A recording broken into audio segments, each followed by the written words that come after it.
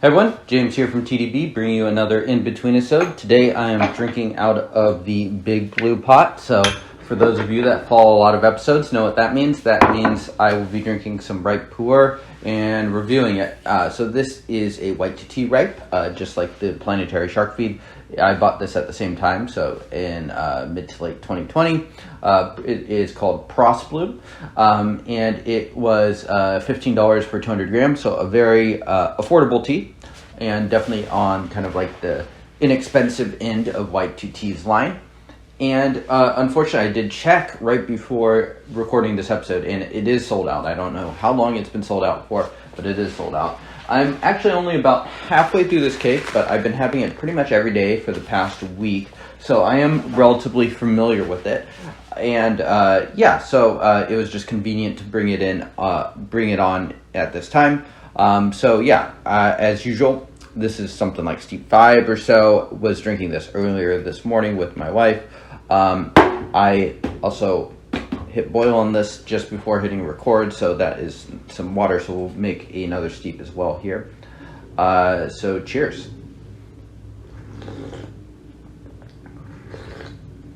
It's a nice balanced body.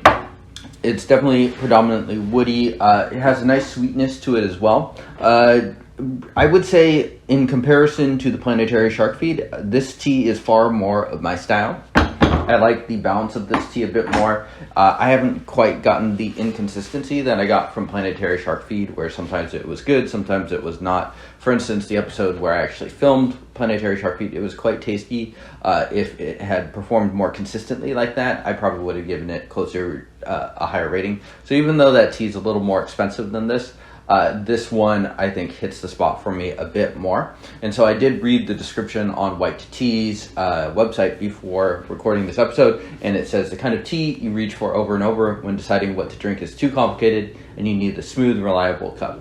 Absolutely, I think that hits the nail on the head for this tea.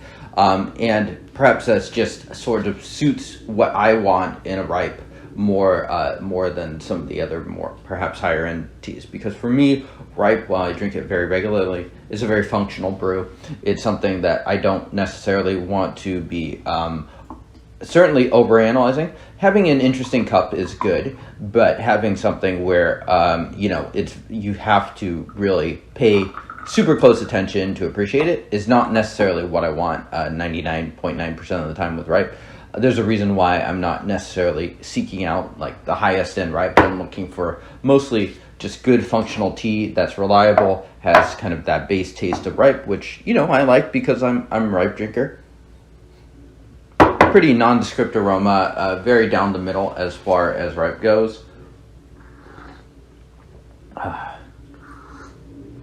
Hint of that sort of like vanilla cream.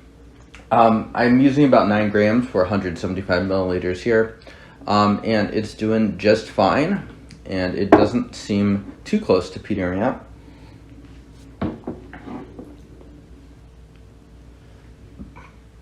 Cheers.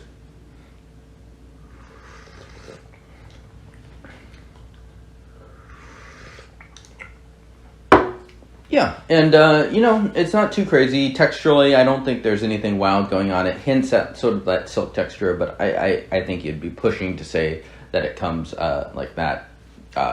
So yeah, just a very good, reliable tea that seems to be pretty consistent. So if I were picking daily drinkers from W2T, this would definitely be one of those. I think in the end, I do prefer the camphor knot and sort of its interesting, distinct characteristics a bit more. Lumber Slut's another one that has always stood out for me on W2T.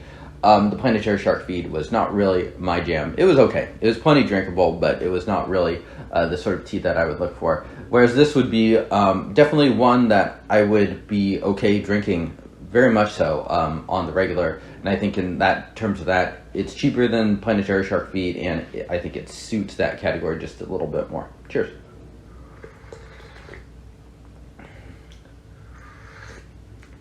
I think another thing too is the planetary shark feed could sometimes feel a little bit thin. This one feels nice and substantive every time you're taking a sip.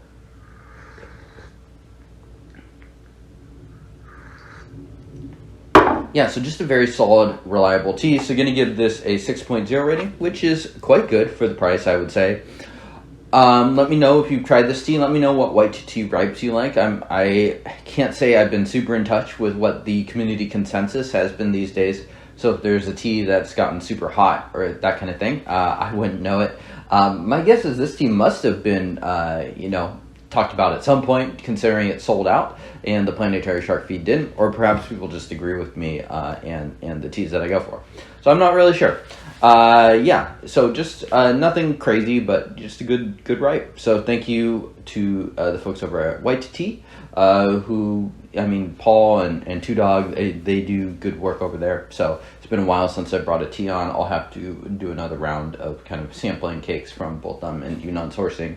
I do need to restock some ripes at some point soon. So I would be very curious to hear what you guys are enjoying out there.